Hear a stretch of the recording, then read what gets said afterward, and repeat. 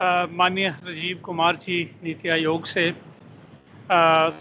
मानस भट्टाचार्य जी, स्वामी नरसिम्हा महाराज जी, श्रीमती जयंती ब्रिजेश और मेरे बाकी कुलीग्स जो आज यहाँ प्रेजेंट हैं, और आप सभी नौजवान नवयुवक जो आज इस अवसर पर जुड़े हुए हैं ऑनलाइन।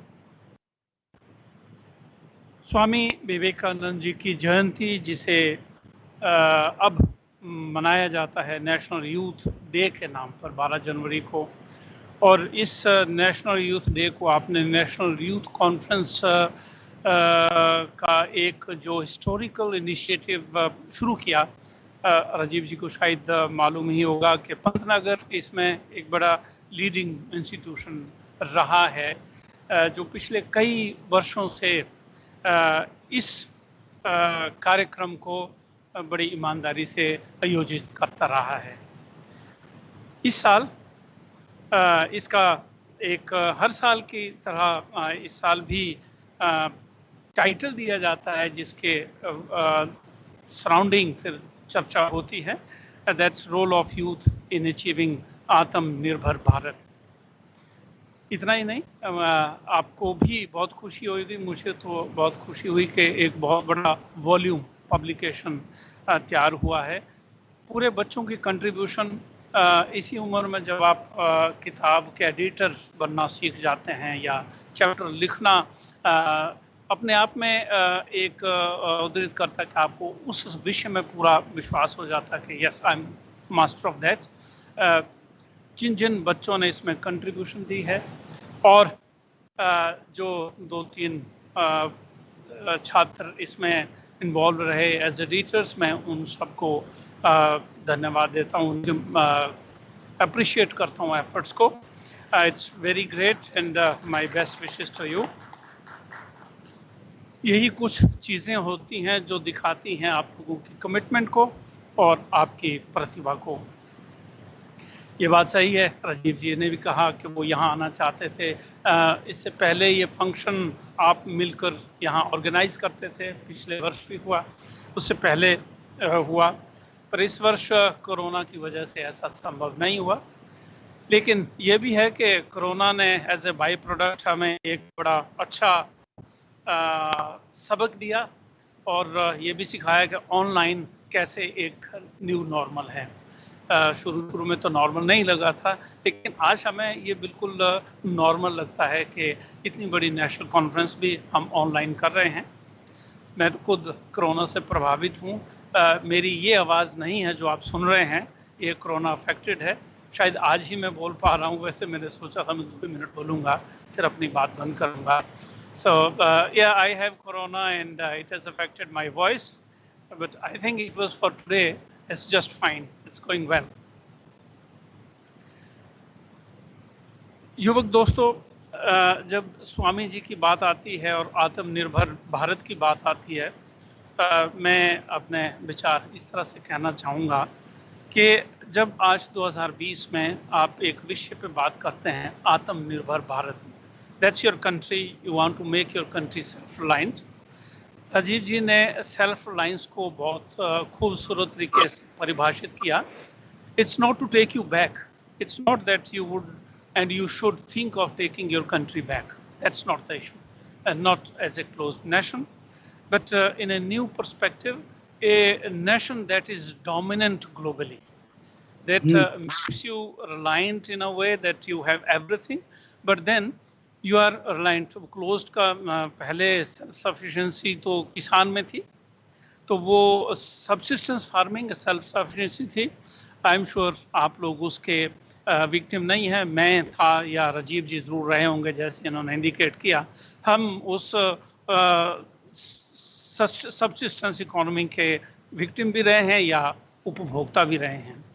आप लोग 2020 में एक ऐसे वक्त पे यूथ बने हैं जिनको आज से 2050 के बीच में अपना रोल अदा करना है, अपनी ज़िंदगी जीनी है, अपने परिवार की ज़िंदगी जीनी है, और अपने राष्ट्र के लिए जीना है, और राष्ट्र से ज़्यादा मानवता के लिए जीना है।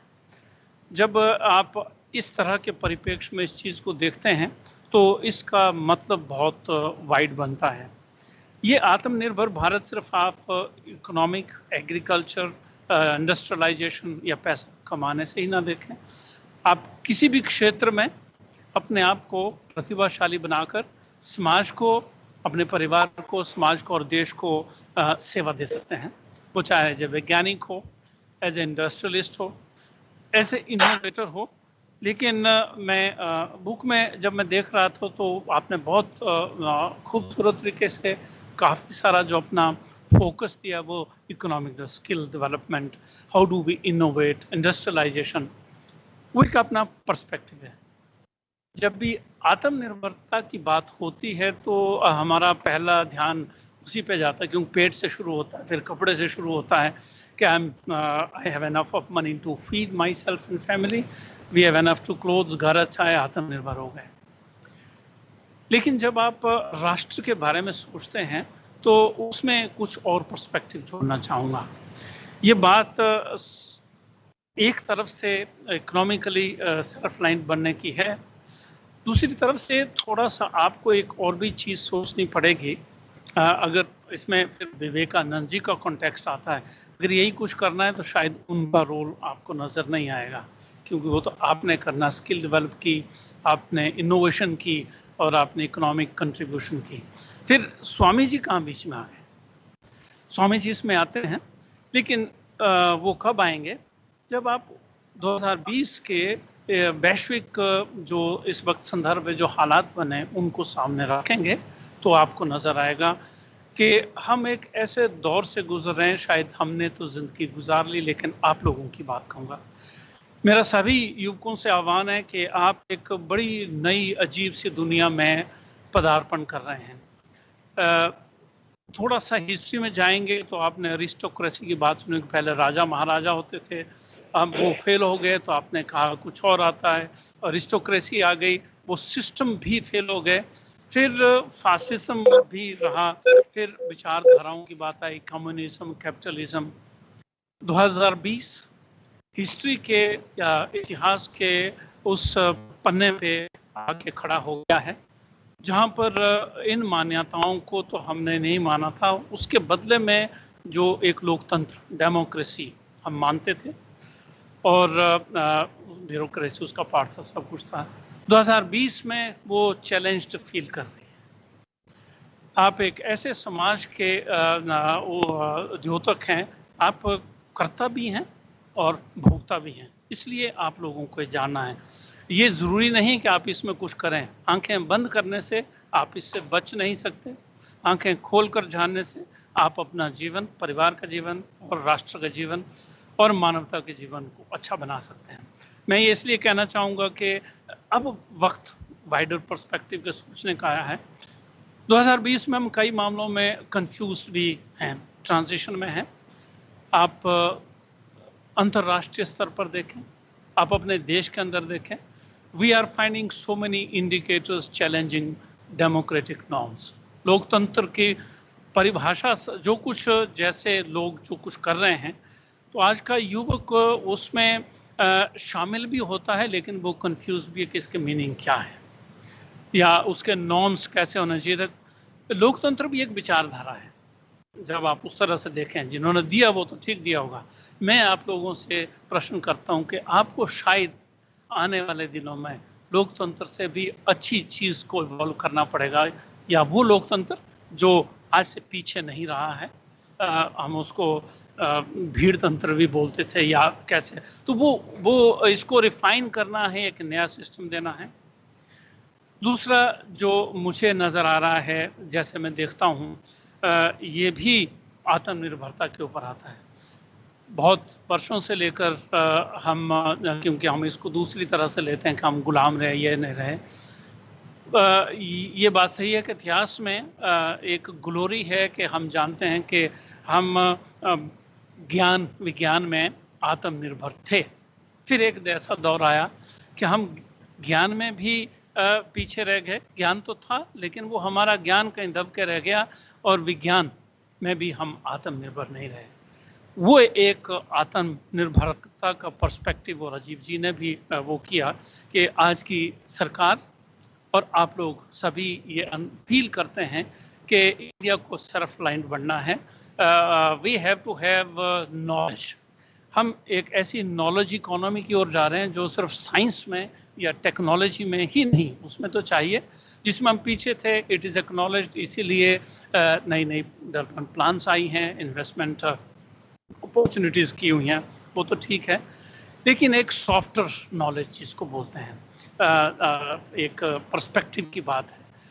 उसमें जब आप देखें, ये तो आपने अपनी बुक में बहुत अच्छा लिखा है, शायद आज का यूथ ज़्यादा चैलेंज लेके आया है कि उसको साइंस के क्षेत्र में भी आत्मनिर्भर होना है, टेक्नोलॉजी के क्षेत्र में भी आत्मनिर्भर होना है, उसका इम्पैक्ट आपने देखना है इकोनॉमिक डेवलपमेंट में, और दुनिया को आपने ज्ञान देने के लिए आप बाहर जाते हैं।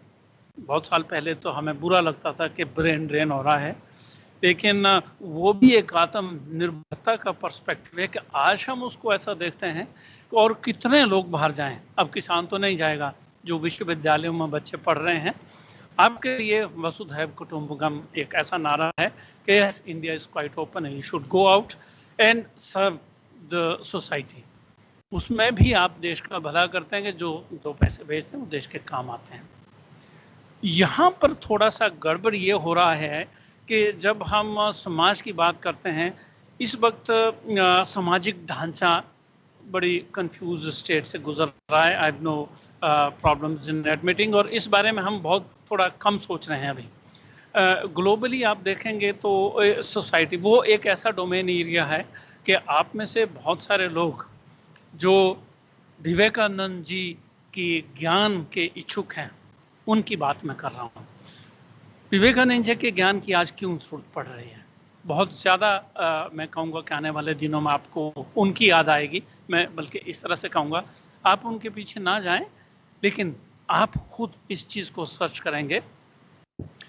कभी कभी महापुरुष ऐसे वक्त पे आते हैं जब उनका ज्ञान उसकी उस वक्त ज़रूरत नहीं होती, लेकिन जब ज़रूरत होती तब वो नहीं होते।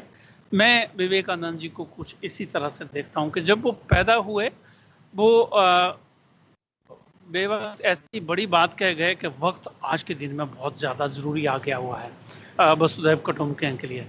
पूरी दुनिया में चर्निंग ऑफ द प्रोसेस हो रही है। द फिलॉसफी ऑफ, जैसे मैंने कहा, अरिस्टोक्रेसी, ब्यूरोक्रेसी, वो चैलेंज हो गया। The whole philosophy of national governments, nationalisation, we feel challenged, and globally the civilisation is rechurning. आप देखते होंगे कि धीरे धीरे हम लोग रीग्रुपिंग में जा रहे हैं। नेशनल स्टेट्स का अपना एक पर्सपेक्टिव है, वो इकोनॉमिकली देख रहे हैं। इसमें भारत की सभ्यता का, भारत के हर एक नागरिक का क्या रोल होगा? अभी हम उसको कभी कभी आतंकवादी स्थिति में भी देखते हैं, और इस आतंकवादी शब्द ने पिछले 15 वर्षों में, 20 वर्षों में हमें बहुत सी चीज़ें भारतवर्ष में सोचने का वक्त दिया। शायद भारतीय इस बात को, क्योंकि भुक्तभोगी भी रहा है, सोच भी अच्छा सकता है कि इससे आगे की सोच क्या सकती है। उसमें भी आप क्या प्रेम को, वसुधैव कुटुंबकम का जो नारा है, जो पर्सपेक्टिव है, उसको इम्प्लीमेंट करने के लिए आपको क्या टूल्स ऑफ नॉलेज चाहिए, वो विवेकानंद जी देते हैं आपको। दुनिया इस वक्त जब आप उस तरह से देखें काफ़ी कंफ्यूज्ड है। जो कुछ हम दुनिया के सबसे बड़े राष्ट्र अमेरिका में कुछ देख रहे हैं, सिर्फ एक घटना ही नहीं है। इसको आप इस तरह से देखें कि वहाँ के समाज में ऐसे कौन सी चीज़ें दिमाग में आ गई हैं कि वो अपने ही एक मान्यता जिस पर प्राइड लेते थे, the society has challenge that.